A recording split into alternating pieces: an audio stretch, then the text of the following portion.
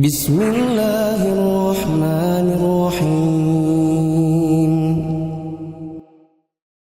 Ayo bawa harta ke surga. Dukung pembangunan sekolah Islam Mufid dengan donasi ke rekening atas nama Yayasan Muflih untuk Islam dan Dakwah.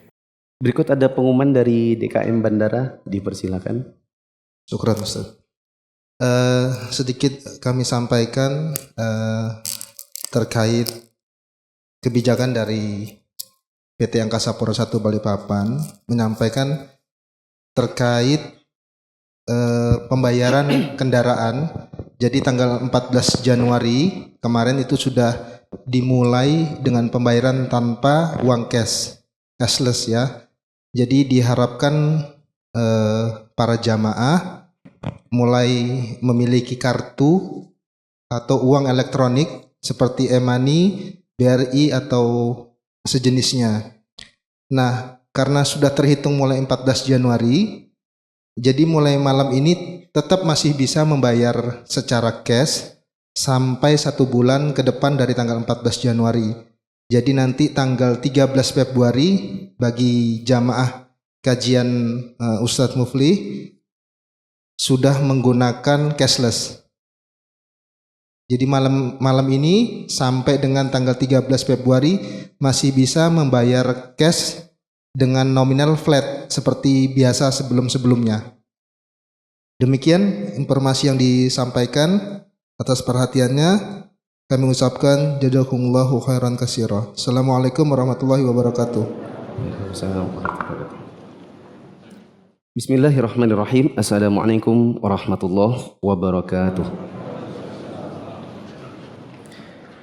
Alhamdulillahi wa kafa wa salatu wassalamu ala rasulillahi mustafa wa ala alihi wa ashabihi wa man iqtafa. Hadirin jamaah yang dirahmati Allah, kita bersyukur kepada Allah pada hari ini kita bisa kembali bertemu di dalam kajian wudu Nabi.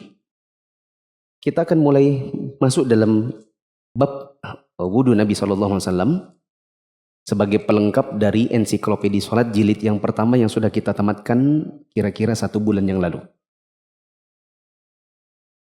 Teman-teman silakan buka halaman ini, rincian cover sebelum daftar isi.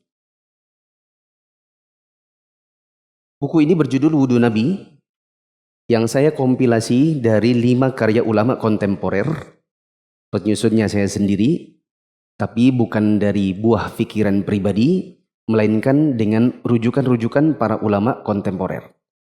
Maraji' atau buku rujukannya, yang pertama adalah Al-Mulakhas Al-Fiqhi. Bukunya yang versi Arabnya ada di rumah, saya tadi tidak sempat bawa. Buku versi Indonesianya seperti ini. Ini ada cetakan Ibnu Katsir, kalau versi Indonesia, ada juga cetakan Darul Falah. Tapi kalau jamaah mau beli, saya lebih menyarankan yang Ibnu Katsir daripada yang Darul Falah. Kenapa? Karena di sini Arab-Arabnya tetap banyak dimuat, sedangkan di Darul Falah mayoritas hanya diterjemahkan tanpa dinukil.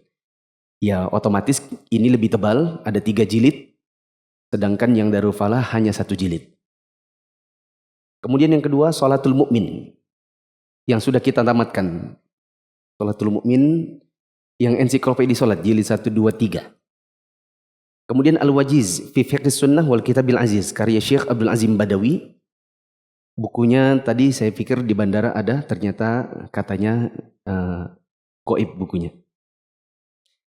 Kemudian Sahih Fiqhis Sunnah versi Arabnya seperti ini. Ini yang saya punya di rumah, ada 4 jilid. Cetakan versi Indonesianya seperti ini. Ini ada 5 jilid. Cetakan yang lain ada 4 jilid, tapi saya lebih rekomend yang ini, Pustaka At-Tazkiyah. Ini dulu yang dibahas sama Ustadz Abdurrahman rahimahullah di Nurul A'la beberapa tahun yang silam. Kemudian Sifatul Wudu, buku kecil seperti ini, diterjemahkan dan diterbitkan oleh Pustaka Ibnu Umar. Buku-buku ini saya kompilasi, nanti saya jelaskan bagaimana saya mengkompilasinya. Tapi yang jelas inilah rujukan-rujukannya. Kita lihat di daftar isi. Kenapa perlu membaca daftar isi? Karena kadang-kadang kita beli buku, tidak selesai dibaca, kemudian kita simpan di perpustakaan rumah kita, kemudian tidak terbaca sampai bertahun-tahun lamanya. Lalu pada satu ketika mungkin kita menemukan satu momen yang kita butuh ilmunya. Ya, misalnya bagaimana caranya kalau kita ingin berwudu tapi ada perbannya. Kemudian kalau kita tidak pernah baca daftar isi buku yang kita beli, kadang kita tidak tahu kalau ternyata di buku itu ada pembahasannya. Dan di buku yang kecil ini, insya Allah nanti akan ada pembahasan tentang berwudu ketika pakai perban. Maka mari kita lihat daftar isinya, supaya teman-teman tahu di dalam buku ini ada bab apa saja. Pertama, pengantar penyusun, saya sendiri. Yang kedua, pengertian wudu. Yang ketiga, dalil pensyariatan wudu dari Al-Quran, Sunnah, dan ijma' para ulama. Kemudian ada 7 keutamaan wudu. Kemudian ada syarat-syarat berwudu. Kemudian ada rangkaian wudu yang sempurna, yang mencakup wajibnya atau rukunnya dan sunnahnya. Kemudian apa saja yang wajib atau yang fardu, dan apa yang sunnah di dalam wudu. Yang wajib ada 4. Yang sunnah ada 9. Kemudian jika berwudu telah selesai, ada lagi yang disunnahkan. Apa saja di situ disebutkan. Kemudian bab pembatal-pembatal wudu ada 8. Kemudian apa saja aktivitas yang wajib didahului dengan wudu. Ada 3 di situ. Ada lagi aktivitas yang sunnah saja untuk didahului wudu. Bila aktivitas yang 7 ini didahului dengan wudu, maka berpahala. Bila pun tidak, maka tidak mengapa, tidak berdosa. Kemudian aktivitas yang sunnah diikuti oleh wudu. Ya, tadi aktivitas yang sunnah untuk didahului wudu dulu. Dan yang berikutnya adalah aktivitas yang sunnah untuk setelahnya diikuti dengan wudu. Di situ ada 4. Kemudian ada hal-hal penting terkait wudu. Di situ ada 5. Waktu pertama kali saya menyusun buku ini, sebenarnya hanya sampai bab itu. Waktu itu saya belum dapatkan Shahih Fiqh Sunnah. Kemudian saya baca lagi Shahih Fiqh Sunnah, ternyata ada bab yang sangat penting. Akhirnya dalam penyusunannya saya tambahkan bab yang berikut ini, yaitu hal-hal yang diusap saat berwudu. Seperti mengusap khuf, sepatu, dan kaos kaki. Ini biasa dibutuhkan oleh orang-orang yang tinggal di musim dingin, di sebuah negeri yang di sana misalnya airnya itu minus. Minus itu apa maksudnya? Suhunya sangat dingin di subuh hari. Kemudian tinggal di sebuah tempat yang intinya sangat sulit untuk kalau tidak menggunakan sepatu. Ini juga bisa dipraktekkan oleh para tentara, para polisi yang sedang berjaga, dan kesulitan bagi mereka untuk buka lepas sepatu kalau mau sholat. Bisa juga dipakai oleh misalnya orang yang ada di lokasi tambang, bila memang dibutuhkan sholat pakai sepatu. Sampai bab ini juga akan sangat dibutuhkan oleh orang yang akan iktikaf di Masjidil Haram, Masjid Nabawi, terutama Masjidil Haram. Saya sempat bikinkan videonya 2 kali, ya. Dan saya doakan semoga teman-teman yang belum pernah, Allah mudahkan untuk bisa punya pengalaman iktikaf di Masjidil Haram. Nanti bab ini akan sangat dibutuhkan. Kemudian hal-hal yang membatalkan pengusapan khuf, sepatu, dan kaos kaki. Kemudian bagaimana cara mengusap khuf, sepatu, dan kaos kaki. Sampai urusan perban. Ya. Perban pun sebenarnya ada di sini. Dan yang terakhir adalah ini, aturan pengusapan perban.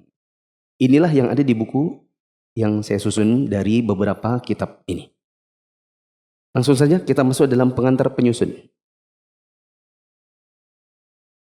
Pengantar penyusun. Innal hamdalillah nahmaduhu wa nasta'inuhu wa nastaghfiruh. Wa na'udzu billahi min syururi anfusina wa min sayyiati a'malina. May yahdihillahu fala mudhillalah wa may yudlil fala hadiyalah. Wa asyhadu an la ilaha illallah wahdahu la syarikalah wa asyhadu anna Muhammadan 'abduhu wa rasuluh. Segala puji hanya bagi Allah Kita memujinya, memohon pertolongan dan ampunan kepadanya. Kita berlindung kepada Allah dari kejahatan diri kita dan kejelekan amal-amal kita. Barang siapa yang Allah beri petunjuk, maka tidak akan ada yang dapat menyesatkannya. Dan barang siapa yang Allah sesatkan, maka tidak ada yang dapat memberikan petunjuk kepadanya. Aku bersaksi bahwa tidak ada sesembahan yang berhak diibadahi dengan benar kecuali Allah semata. Tidak ada sekutu baginya. Dan aku bersaksi bahwasanya Muhammad adalah hamba dan utusan Allah. A'udzubillahi minasyaitonirrajim. Ya ayyuhalladzina amanu taqullaha haqqa tuqatih wa la tamutunna illa wa antum muslimun. Wahai orang yang beriman, bertakwalah kepada Allah dengan sebenar-benar takwa kepadanya. Dan jangan sekali-kali kalian mati kecuali dalam keadaan beragama Islam. Ali Imran 102. Ya ayuhan nasu taqu rabbakumul ladzi khalaqakum min nafsin wahidah wa khalaqa minha zawjaha wa batha minhuma rijalan katsiran wa nisaa'a wattaqullaha alladzi tasaaluna bihi wal arham innallaha kana 'alaikum raqiba. Wahai sekalian manusia, bertakwalah kepada Allah. Bertakwalah kepada Tuhan kalian yang telah menciptakan kalian dari diri yang satu, yaitu Adam, dan darinya Allah menciptakan pasangannya, yaitu Hawa. Dan dari keduanya Allah mengembang biakkan laki-laki dan perempuan yang banyak. Dan bertakwalah kepada Allah yang dengan namanya kalian saling meminta satu sama yang lain. Dan peliharalah hubungan silaturahim. Sesungguhnya Allah selalu menjaga dan mengawasi kalian. An-Nisa ayat 1. Ya ayyuhalladzina amanu taqullaha wa qulu qawlan sadida. Yuslih lakum a'malakum wa yaghfir lakum dhunubakum wa man yuti'illaha wa rasulahu faqad faza fawzan 'azima. Wahai orang yang beriman, bertakwalah kalian kepada Allah dan katakanlah perkataan yang benar. Niscaya Allah memperbaiki amalan-amalan kalian dan mengampuni dosa-dosa kalian. Dan barang siapa menaati Allah dan Rasulnya, maka sesungguhnya ia telah mendapatkan kemenangan yang besar. Al-Ahzab ayat 70 sampai 71.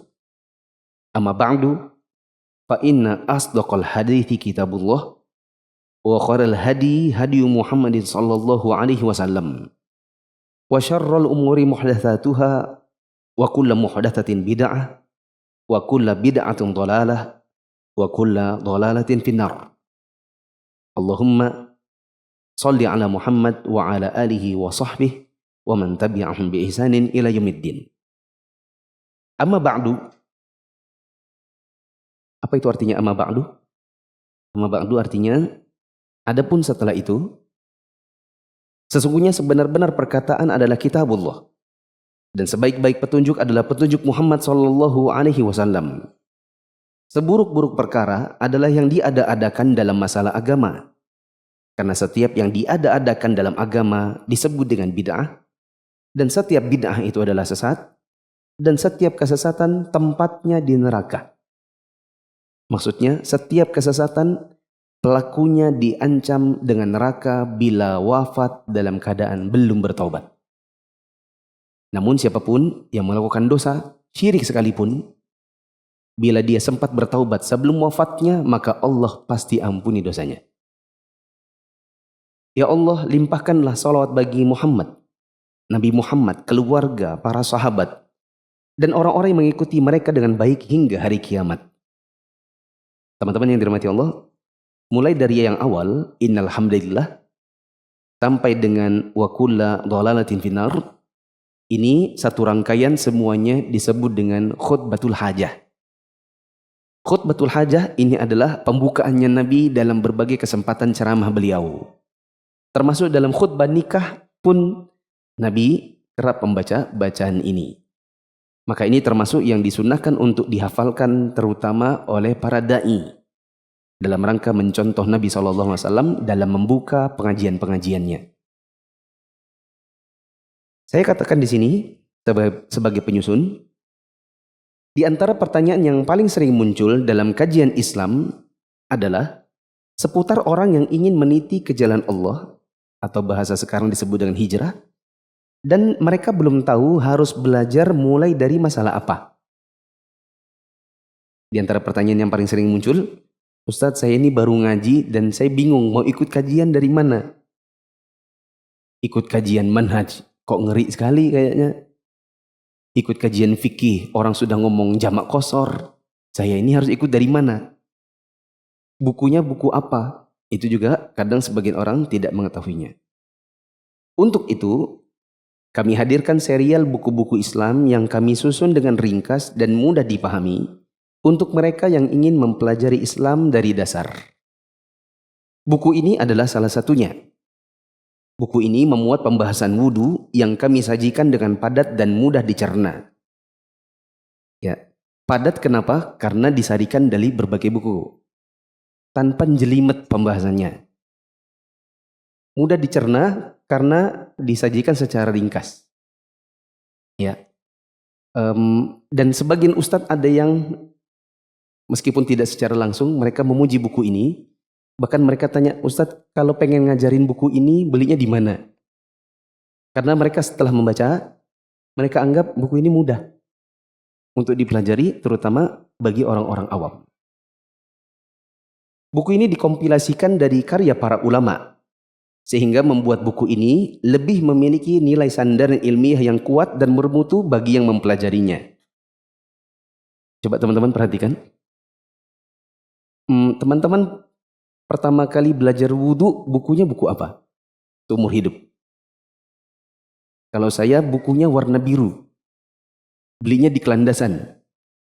Kalau ditanya siapa yang nulis? Wallahu a'lam. Kalau ditanya riwayat-riwayat yang dibawakan sahih atau tidak?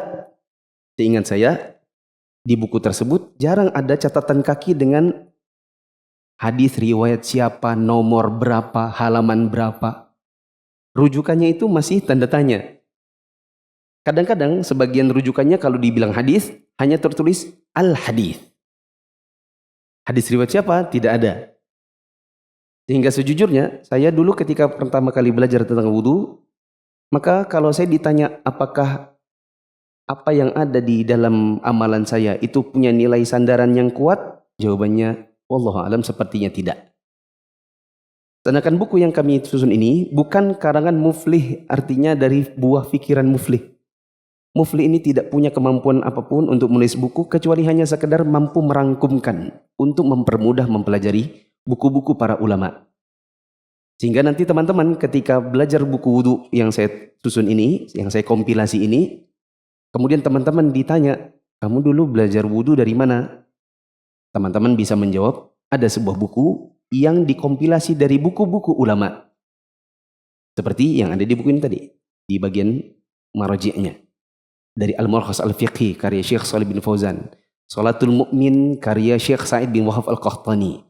Karya Syekh Abdurrahman Jibrin. Karya Syekh Abu Malik Kamal bin Said Salim. Ini di antara maraji'nya. Lanjut. Di antara yang kami lakukan dalam proses penyusunan buku ini, satu, saya mengompilasi pembahasan bab wudu yang termuat dalam beberapa karya atau kitab ulama kontemporer, seperti Al-Mulakhas Al-Fiqhi, karya Syekh Shalih bin Fauzan, cetakan Darul Asimah. Salatul Mu'min, karya Syekh Sa'id bin Wahab Al-Qahtani rahimahullah, cetakan Maktab Dakwah Sultanah Riyadh. Kemudian saya pakai juga Al-Wajiz fi Fiqh Sunnah wal Kitabil Aziz, karya Syekh Abdul Azim Badawi hafizahullah, cetakan Dar Ibnu Rajab. Saya jadikan muraji juga Sahih Fiqh Sunnah, karya Syekh Abu Malik Kamal bin Said Salim hafizahullah, terbitan Maktabah At-Tauqifiyah.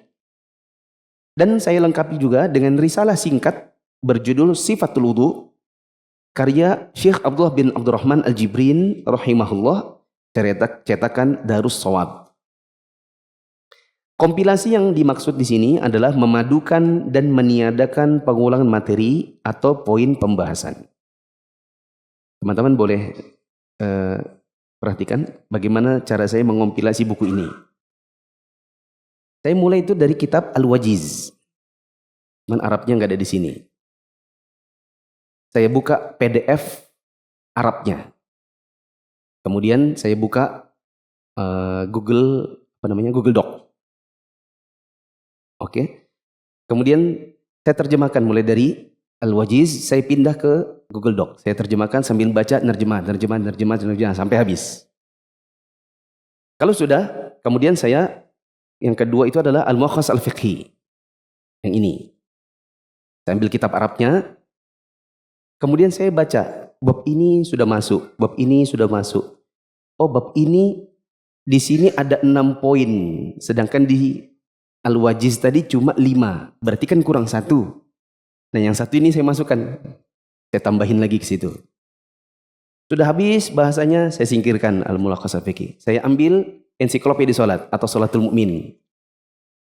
Oh, ini nggak ada bahasan ini, saya masukkan.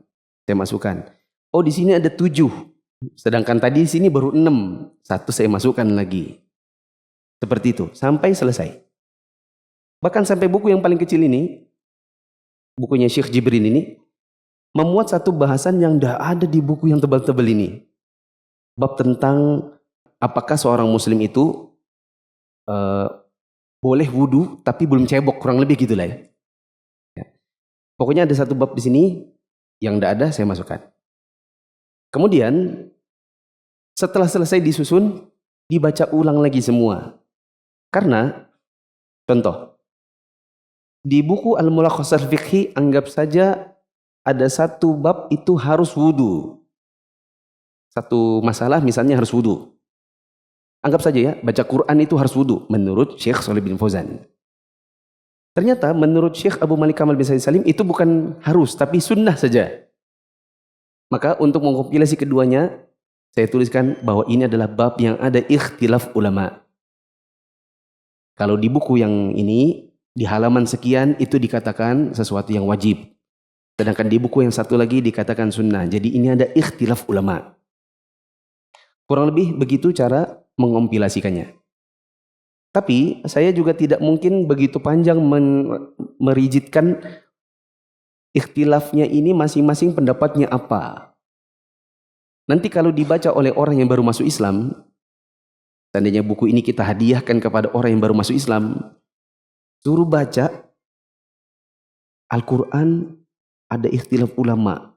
Ada yang mengatakan harus wudu dulu. Dalilnya, bla bla bla bla bla.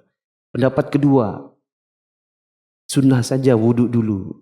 Dalilnya, bla bla bla bla. Yang rojih, insya Allah yang baru masuk Islam ini mungkin mau kembali ke agama yang satunya yang tadi itu. Ya, karena menganggap agama ini terlalu ribet. Bisa dipahami teman-teman? Jadi saya kompilasi terlebih dahulu.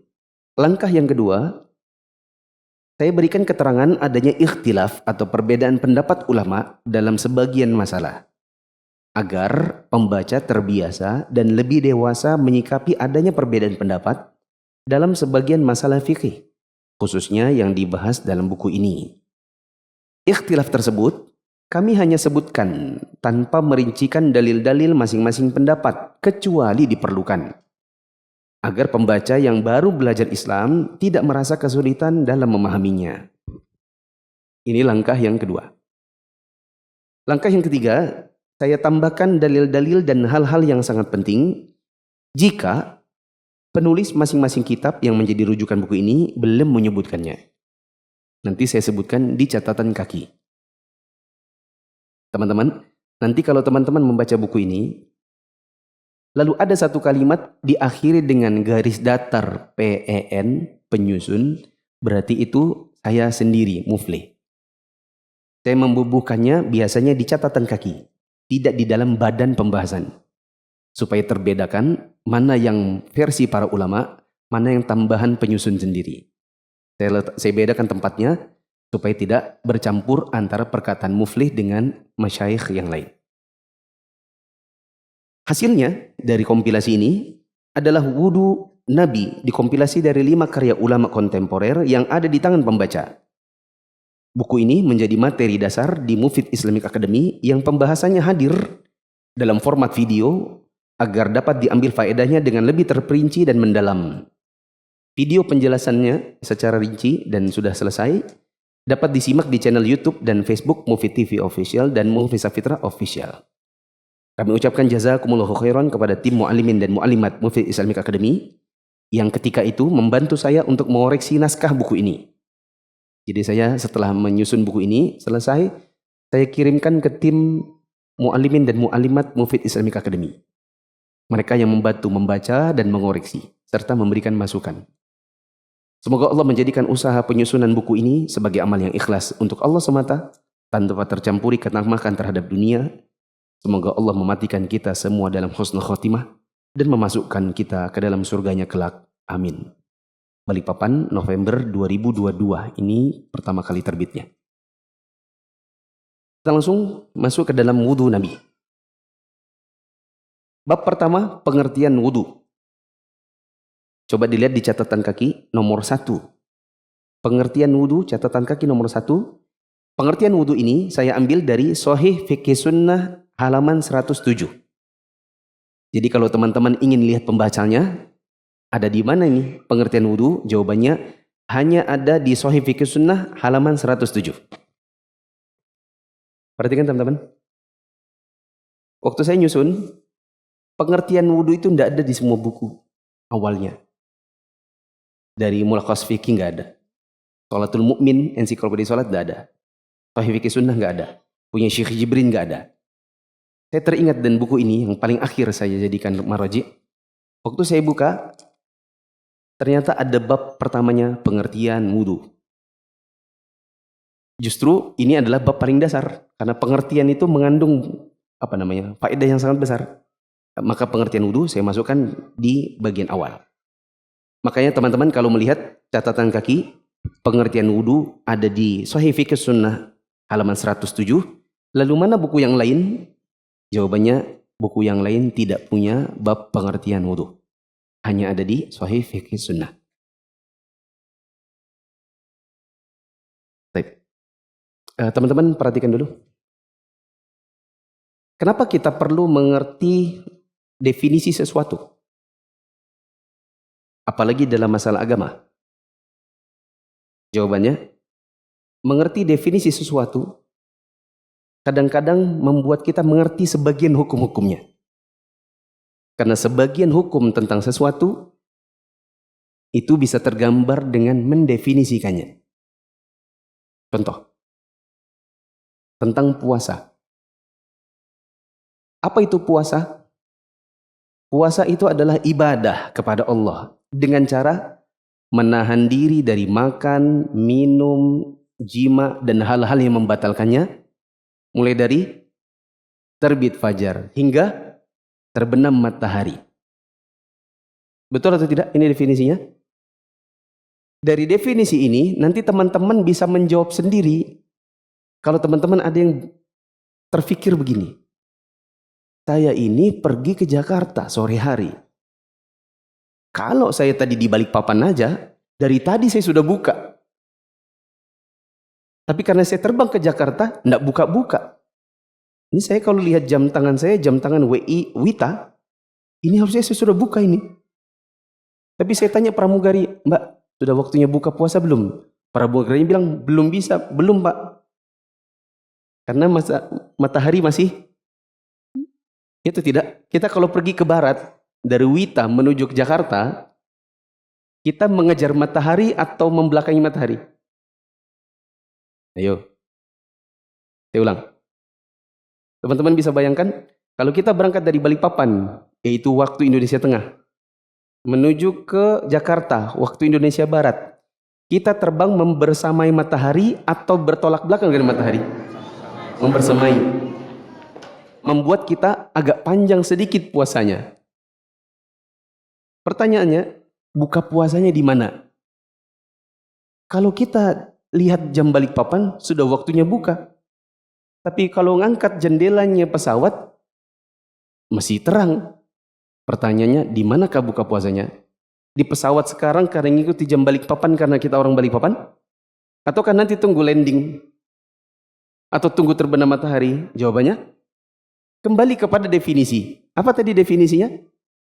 Puasa adalah ibadah kepada Allah dengan cara menahan diri dari makan, minum, jima, dan segala yang membatalkannya, mulai dari terbit fajar hingga terbenam matahari.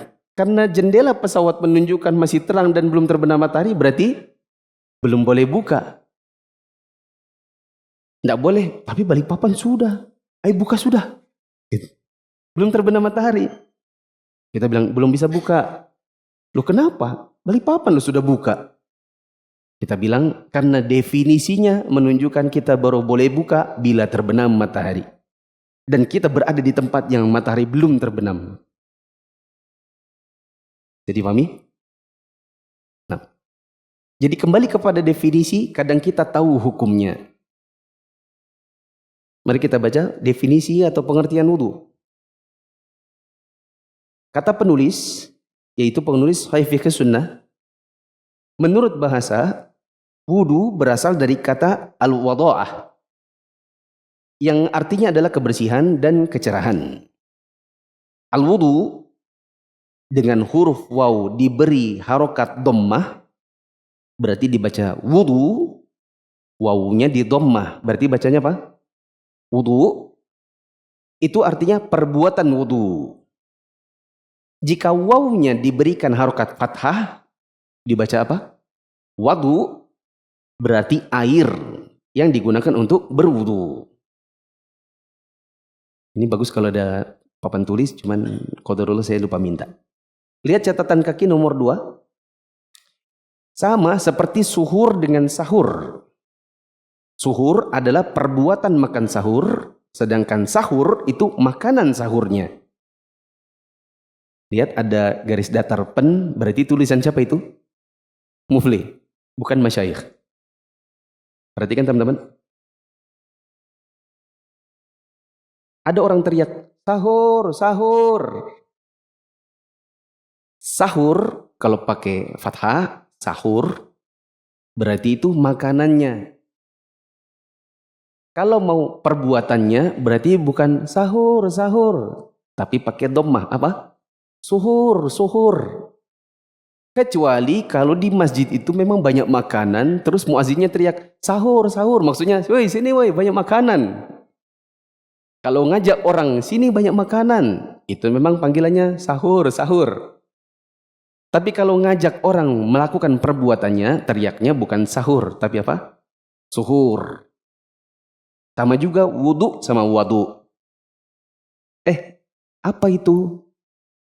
Ini wadu. Berarti air buat wudu. Kalau kamu ngapain? Apa jawabannya? Berwudu. Yaitu perbuatan wudu. Jadi pahami? Jadi pahami nggak? Oke. Alhamdulillah. Kalau belum bisa memahami, istighfar banyak-banyak. Karena kesulitan kita memahami ilmu karena banyaknya dosa. Jadi harus banyak astagfirullah, astagfirullah, kok tidak paham ya. Gitu ya. Menurut istilah, wudu adalah penggunaan air pada anggota-anggota tubuh tertentu. Yaitu pada wajah, 2 tangan, kepala, dan 2 kaki. Digunakan untuk menghilangkan kondisi yang menghalangi seseorang dari melaksanakan sholat dan ibadah lainnya. Lihat catatan kaki nomor 3. Ada juga yang mengatakan wudu adalah aktivitas yang terdiri dari mencuci sebagian anggota badan tertentu dan mengusap sebagian anggota badan yang lain dengan menggunakan air yang suci, dilakukan sebelum sholat dan aktivitas tertentu lainnya dalam rangka mengikuti aturan yang Allah Subhanahu wa Ta'ala turunkan di dalam Al-Quran dan Nabi SAW jelaskan di dalam sunnahnya. Ada yang mengatakan demikian. Semoga sudah jelas. Itu artinya wudu. Sekarang dalil pensyariatan wudu. Apa dalil yang mensyariatkan adanya wudu? Lihat di catatan kaki nomor 4. Bahasan ini saya ambil di Al-Mulakhas Al-Fiqhi halaman 40, Al-Wajiz halaman 37, dan Sahih Fiqh Sunnah halaman 108. Hanya dari 3 buku ini karena di buku yang lain tidak memuatnya.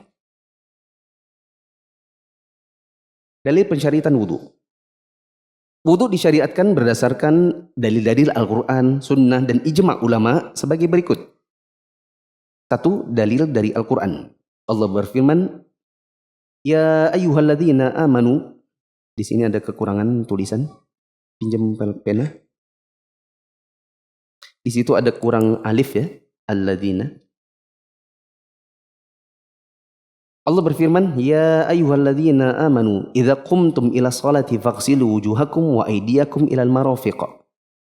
Di sini ada kerusakan tulisannya, ila shalah kurang alif, faghsilunya ini terhambur tulisannya, wa aydiyakum juga terhambur tulisannya, ilal marafiq terhambur tulisannya, wamsahu terhambur tulisannya. Wallahualam kenapa begini, tapi di PDF saya harusnya tidak seperti ini. Oke, teman-teman kalau bingung tulisannya bagaimana, nanti bisa lihat ke Quran, ke mushaf. Allah berfirman, "Ya ayyuhalladzina amanu idza qumtum ila sholati faghsilu wujuhakum wa aydiyakum ilal marafiq wamsahu bi ru'usikum wa arjulakum ilal ka'bain." Wahai orang beriman, apabila kalian hendak mengerjakan salat, basuhlah muka kalian, tangan kalian sampai siku, usaplah kepala kalian, dan basuh kaki kalian sampai dengan kedua mata kaki. Quran surat Al-Maidah, ini surat kelima, ayat 6. Ini dalil wudu dalam Al-Quran. Dalil dari sunnah, Rasulullah SAW bersabda, "La tuqbalu sholatu ahadikum idza ahdatha hatta yatawadda'a." Tidak akan diterima sholat salah seorang dari kalian jika dia sudah berhadas sampai dia berwudu dulu. Hadis riwayat Bukhari dan Muslim. Beliau SAW juga bersabda, "La yaqbalullahu salatan bighair tuhurin wala shadaqatan min ghulul." Allah tidak akan menerima salat tanpa bersuci dan sedekah dari harta ghulul, yaitu harta rampasan perang yang diambil secara sembunyi-sembunyi sebelum dibagikan. Hadis riwayat Muslim, Abu Dawud, Tirmidzi, An-Nasa'i, Ibnu Majah dan Ahmad. Rasulullah SAW juga bersabda, "Innama umirtu bil wudu'i idza qumtum ila shalah." Sesungguhnya aku diperintahkan untuk berwudu apabila hendak mengerjakan salat. Hadis riwayat Abu Dawud, An-Nasa'i, At-Tirmidzi, Ahmad, dan dinilai sahih oleh Syekh Al-Albani dalam Sahihul Jami'. Nabi SAW juga bersabda, "Miftahus salati at-tuhuru wa tahrimuha at-takbiru wa tahliluha at-taslim." Kunci salat adalah bersuci, tahrim atau pembukanya adalah takbir, dan tahlil atau penutupnya adalah salam. Hadis riwayat Abu Dawud, At-Tirmidzi, Ibnu Majah, Ahmad, dinilai sahih oleh Syekh Al-Albani dalam Sahihul Jami'. Ini dalil-dalil dari As-Sunnah bahwa wudu itu disyariatkan terutama sebelum sholat dan dalam beberapa aktivitas yang lain. Tapi lihat dulu catatan kaki nomor 5. Tahrim dalam hadis ini, wa tahrimu at-takbir. Tahrim atau pengharamnya maksudnya adalah pembuka. Tahlil atau penghalalnya artinya penutup sholat. Disebut demikian, disebut tahrimnya sholat, tahlilnya sholat, bukan dibilang iftitah dan ikhtitam, bukan disebut dengan pembuka dan penutup, melainkan disebut dengan penghalal dan pengharamnya. Disebut demikian karena saat seseorang membuka sholatnya dengan takbiratul ihram, maka diharamkan baginya makan, minum, berbicara, dan menoleh-noleh. Ia baru halal untuk melakukan semua itu jika ia telah menutup sholatnya dengan salam. Ya, dengan demikian takbir itu disebut dengan pengharam, sedangkan salam disebut dengan penghalal.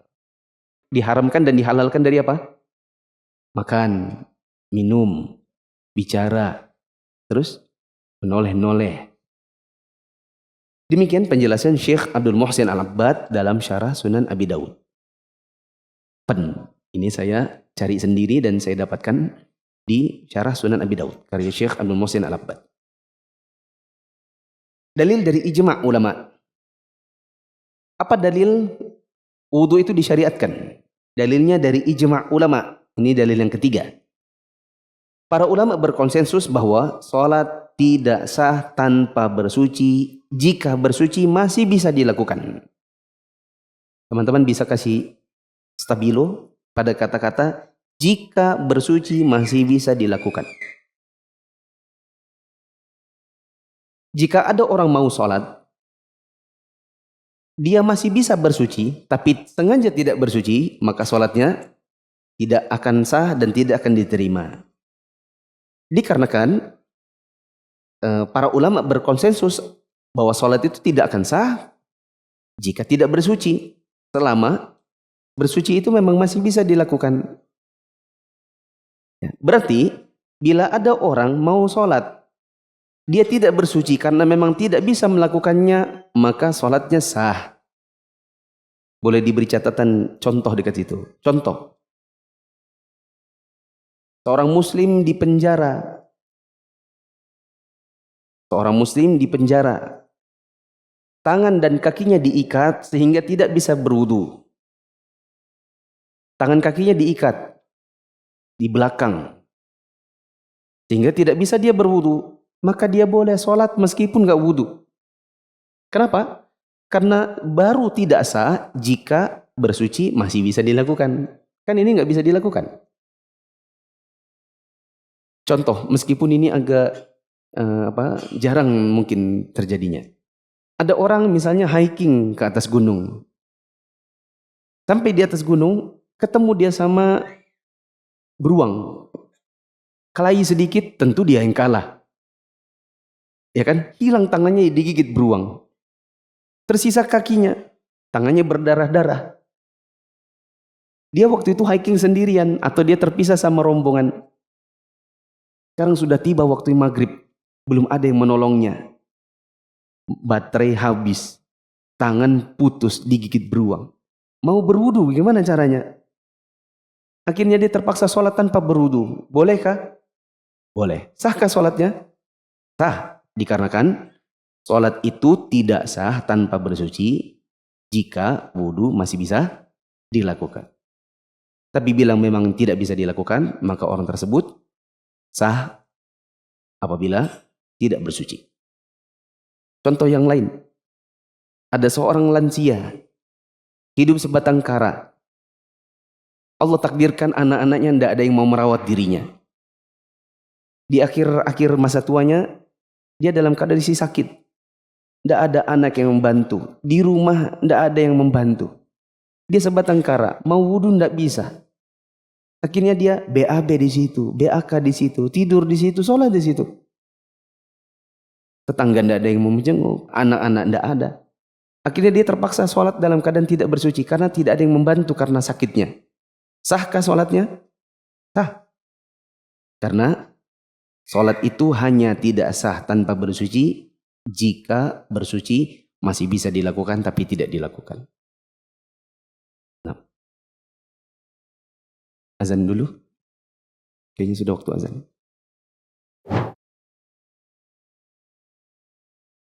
Allahu Akbar, Allahu Akbar. Allahu Akbar, Allahu Akbar. Asyhadu an la ilaha illallah. Asyhadu an la ilaha illallah. Asyhadu anna Muhammadar Rasulullah. Asyhadu anna Muhammadar Rasulullah. Hayya 'alas salah.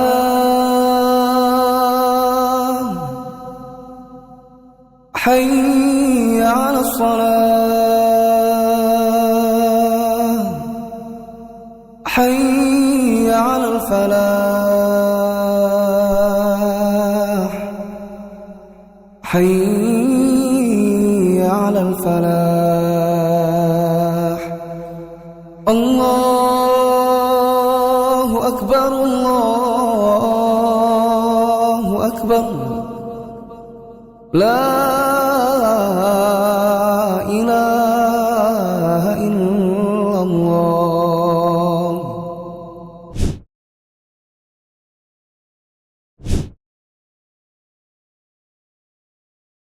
kita review apa yang sudah kita bahas.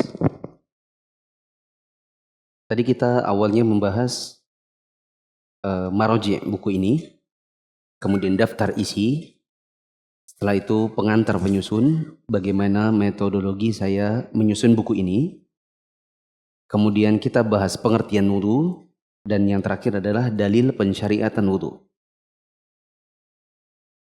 Teman-teman, saya bertanya, teman-teman menjawab. Apa bedanya wudu sama wadu? Wudu itu perbuatannya. Wadu airnya. Sama seperti sahur sama suhur.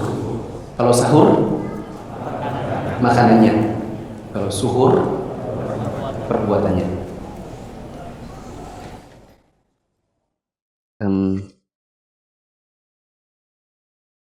Ini saja. Dalil dari Al-Quran ada di surat Al-Ma'idah ayat 6. Ada beberapa hadis dari sunnah yang menjelaskan tentang kewajiban wudu atau disyariatkan wudu. Dan yang terakhir adalah ijma' para ulama, bahwa para ulama telah berkonsensus sholat itu tidak sah jika tidak bersuci terlebih dahulu, kecuali memang tidak mungkin untuk bersuci. Tadi kita kasih contoh orang yang diikat tangannya dalam penjara, orang yang kehilangan tangannya, atau orang yang tidak ada yang membantunya untuk berwudu sementara ada sakit yang menghalanginya. Ada yang mau bertanya? Ada yang bertanya?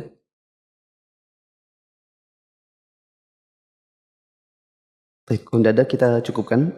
Insya Allah kita akan lanjutkan di hari Rabu yang akan datang. Subhanakallahumma wa bihamdika asyhadu an la ilaha illa anta astaghfiruka wa atubu ilaik. Wassalamualaikum warahmatullahi wabarakatuh.